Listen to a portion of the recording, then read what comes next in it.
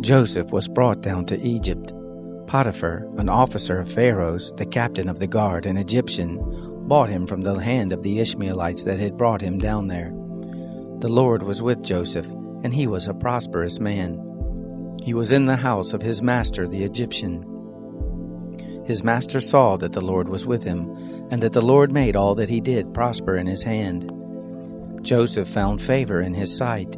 He ministered to him, and he made him overseer over his house, and all that he had he put into his hand.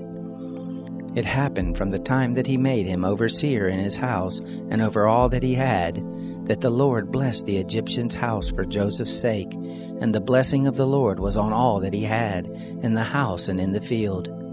He left all that he had in Joseph's hand. He didn't concern himself with anything except for the food which he ate. Joseph was well built and handsome. It happened after these things that his master's wife cast her eyes on Joseph, and she said, "Lie with me." But he refused and said to his master's wife, "Behold, my master doesn't know what is with me in the house, and he has put all that he has into my hand.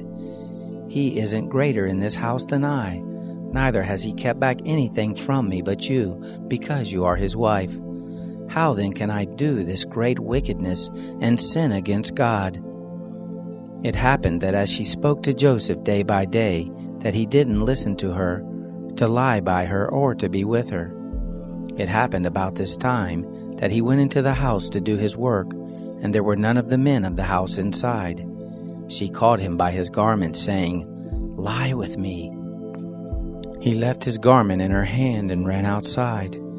It happened, when she saw that he had left his garment in her hand and had run outside, that she called to the men of her house, and spoke to them, saying, "Behold, he has brought in a Hebrew to us to mock us.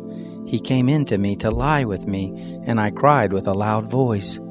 It happened, when he heard that I lifted up my voice and cried, that he left his garment by me and ran outside. She laid up his garment by her until his master came home.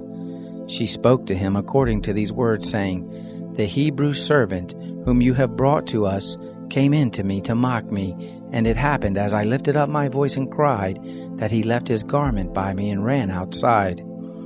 It happened, when his master heard the words of his wife which she spoke to him, saying, "This is what your servant did to me," that his wrath was kindled.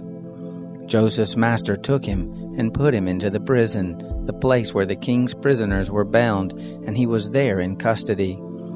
But the Lord was with Joseph and showed kindness to him, and gave him favor in the sight of the keeper of the prison.